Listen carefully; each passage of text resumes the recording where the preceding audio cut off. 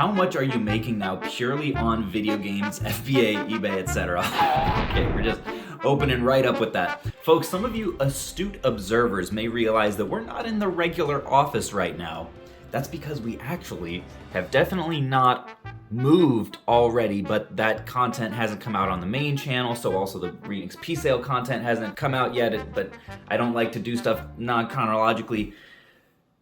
Turns out running 2 channels is much more complicated than I anticipated. But rest assured, on, what is it gonna be? The 24th, I think? The moving content is coming out. And just because of the nature of when I shoot stuff, I've had to do it out of order sometimes and film ads here for videos that are elsewhere. And anyways, it's kind of a mess, but soon everything will be back in order.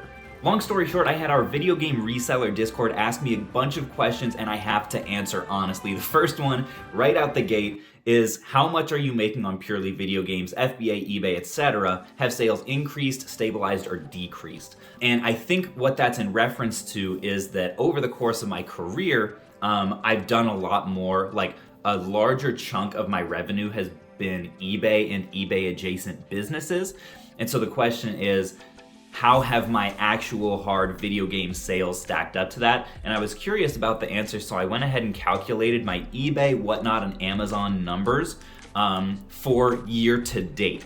And then also projected what it should be out at the end of the year. You guys may know, not too long ago, on the main channel actually, maybe the end of 2020, I did a financial breakdown video analyzing what I actually make on my video game resale business.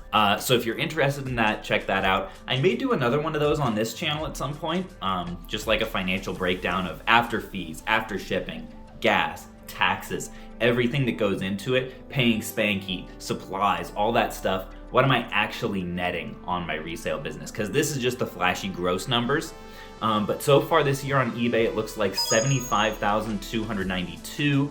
On Whatnot, $95,695. And then on Amazon, $300,928 for a grand total of $471,915 in gross video game sales so far this year, which I'm absolutely stoked about. We've actually, despite amping up the production and staying consistent with the upload schedule of the YouTube channel and adding ReXP sale, we've still been able to increase volume. That's basically the total amount that I sold last year across all platforms. So the fact that it's September right now and we've already done that much is just like so incredible and really helps with things like, you know, a new house. Don't tell anybody, we're not technically in here yet. But yeah, I'm super happy with how the video game business has continued to grow. Doing large bulk deals at conventions and buying large collections has helped a ton with that, and also being able to move inventory faster with Whatnot. You can see that's now my second highest platform, and I think as the year goes on, that trend will continue to increase. Right now, my eBay store is down to 32 items. Which I love. I love staying lean, not carrying a whole lot of inventory, and moving more quickly, even if it means I have to do so at lower margins. Again, folks, so if you watched that financial update, financial breakdown video from last time, you know that those big flashy numbers are very different from what I'm actually netting on everything. Last year, or in 2020 at least, it ended up being around 25 or so % of those flashy gross numbers is what I'm actually pocketing after taxes and all those things that I mentioned. I'm not sure what it's going to be this year. It might actually be a little bit lower because now I've got Riff on the payroll, I've got Spanky on the payroll, but nonetheless, I think it will be a net positive in terms of dollars in my pocket this year, which is just fantastic. Question 2 is from AWOL, and this one got a lot of upvotes as well, so I think people are curious to hear, why did you do Flipcon, and do you think it was a success?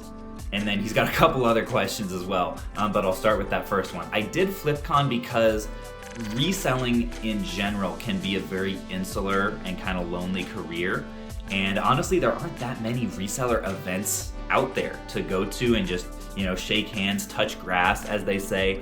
And resellers love getting together and talking, so I figured, like, I've got the audience, and was talking with Josh, and he thought it was a good idea as well, Harry Tornado. And so we were like, let's just do this thing, having no idea what all it entailed or what it took to pull off a 300-person event. It ended up being, I think we sold 270 something out of 300 tickets, and then had 25 or so special guests and plus ones and all that. So it was around 300 people there. And I would say, without tooting my own horn too much, by all accounts, it was a really good success. I was expecting there to be 2 to 3 things at least that went wrong that I just couldn't foresee because I have no idea what I'm doing. Josh has no idea what he's doing. But really, the only things that went wrong were very minor. We sent out a feedback survey to everybody who went, and overall it was very positive. The swag bags that we gave out were a little underwhelming.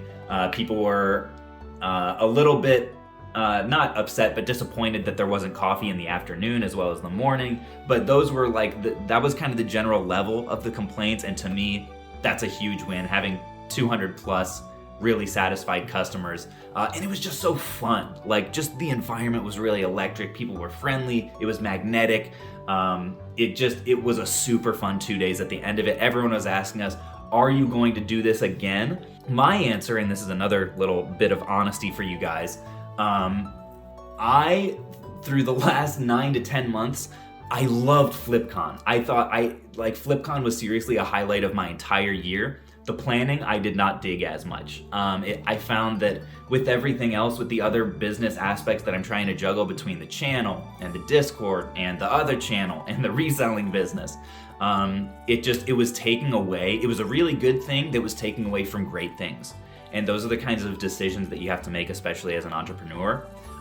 So I was like, man, I would love to participate in this again next year. When I was talking to Josh afterwards, if there's anything I can do to not be a part of the planning process, if you want to just take my cut and hire a event planner or whatever. We've already honestly done a lot of the hard work with setting up a website and figuring out ticketing and getting a good venue that we're going to go to next year. If there's a way that we can do that and have me less involved with the day-to-day and just kind of basically be a special guest, but also host and promote and stuff, that'd be my ideal. And Josh was like, honestly, I don't really mind the planning.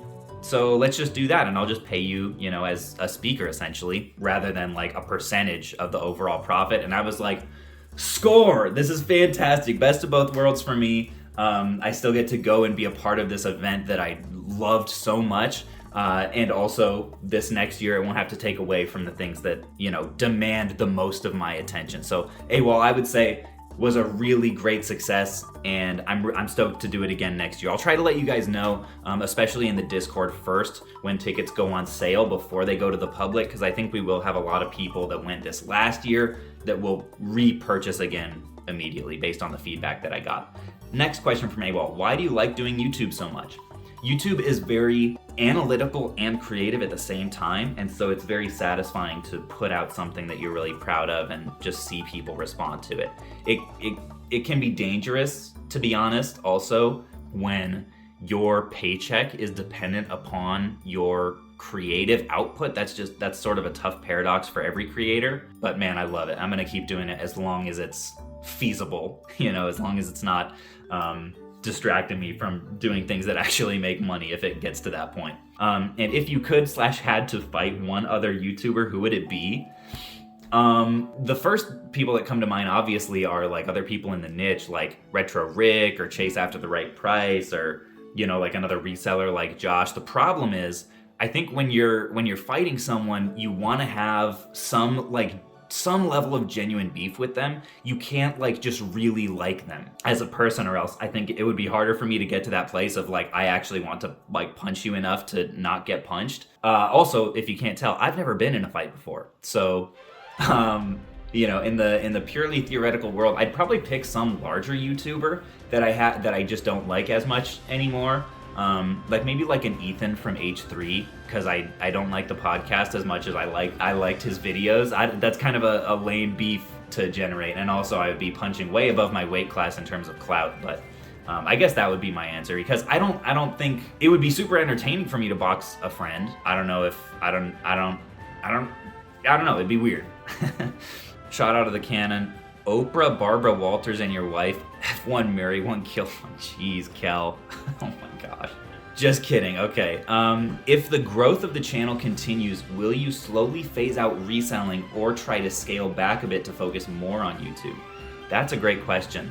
Because my wife and I were having a very similar conversation recently. The really hard thing about YouTube is, I've said this before, it's a roller coaster. And it's really hard to have your income dependent on that roller coaster. And the conversation we've been having is just trying to make a mentality shift of like, I am primarily a reseller, right? Because that's much more within my control. It's not completely within my control because I'm still totally like subservient to Amazon. If they decide one day to just shut me off, you guys saw the financial breakdown, right? 300K versus a combined like 150 between Whatnot and eBay. Like Amazon is by far my biggest platform. If they one day were like, nope, you're done, I'd be like, crap. I'd be up a creek. But it's more within my control than YouTube, because with YouTube sometimes I'll put out stuff that I think is top notch, both in terms of story and editing and algorithmic optimization, and it might flop. And I'm just like, well, that was my best effort. Time to pack it in, like look for other, dust off the old resume.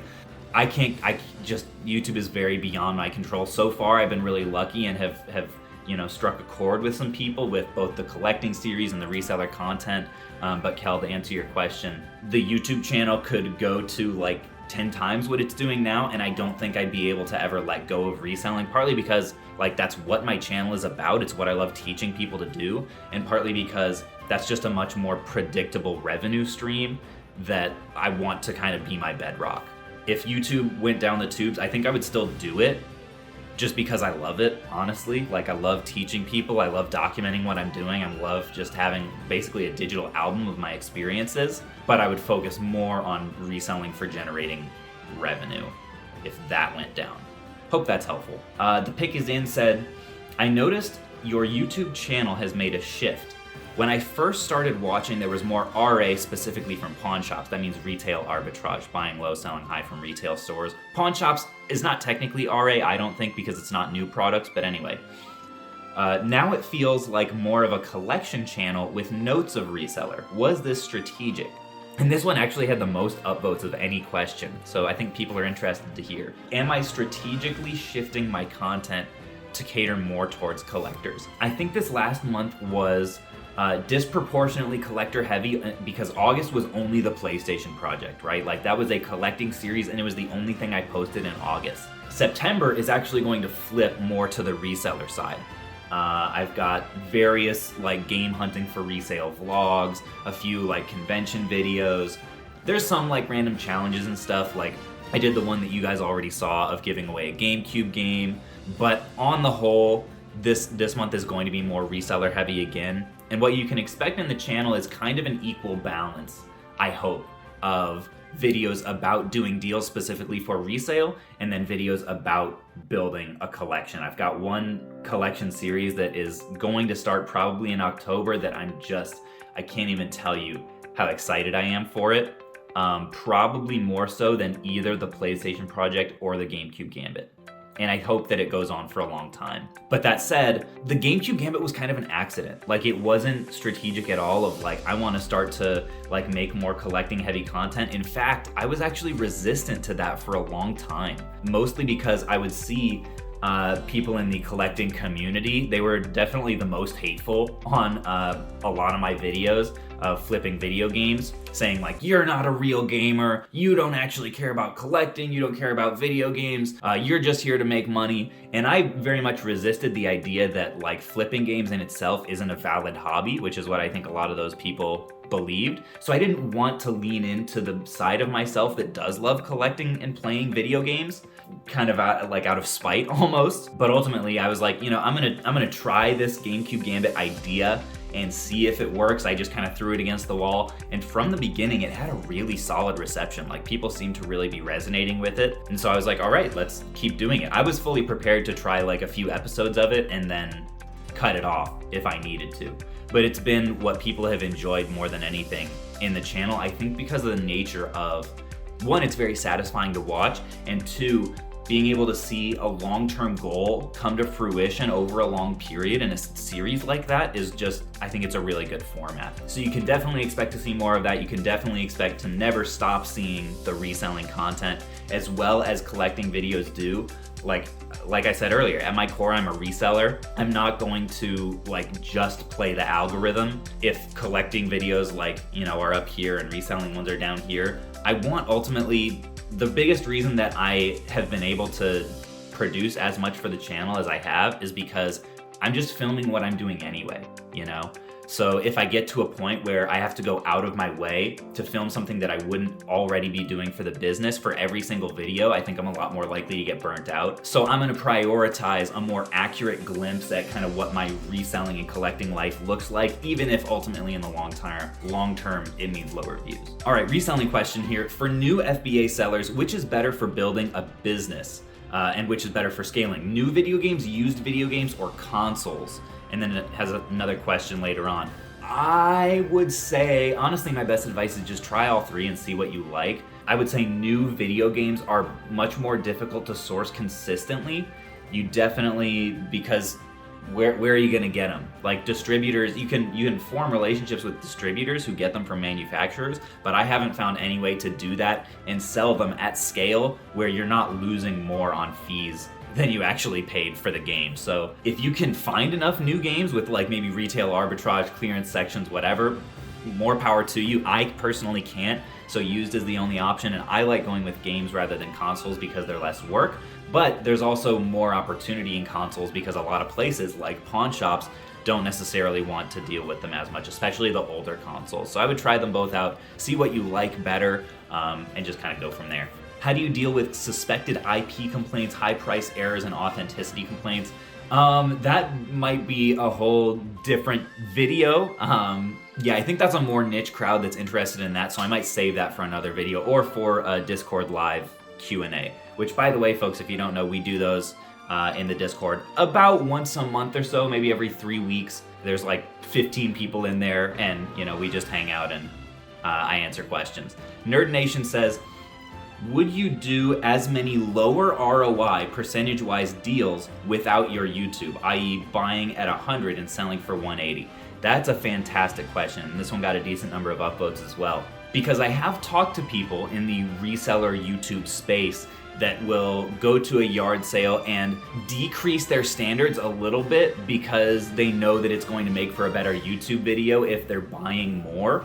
I personally don't do that. Honestly, if anything, if I wasn't doing YouTube and I didn't have that like element of the business of revenue coming in, I might even go even tighter on my margins so that I could buy even more and establish more long-term vendor connections, because that's really how you do that. You push your margins, especially in the beginning, so that you can buy a ton and people want to come back to you. If I didn't have YouTube, I would go deeper into the analytics of my own business and analyze more closely what is selling for above market rates on Amazon, and then specifically try to find more of that stuff with vendors, because I'd be able to pay very close to sticker price games or, you know, consoles or accessories or whatever. The reason that over time I've done more low ROI deals, which by the way, that means return on investment. So like maybe at the start of my reselling career, I would buy something for 50 that I think I can sell for 100 after fees. Now I'll buy something for 50 that I can sell for like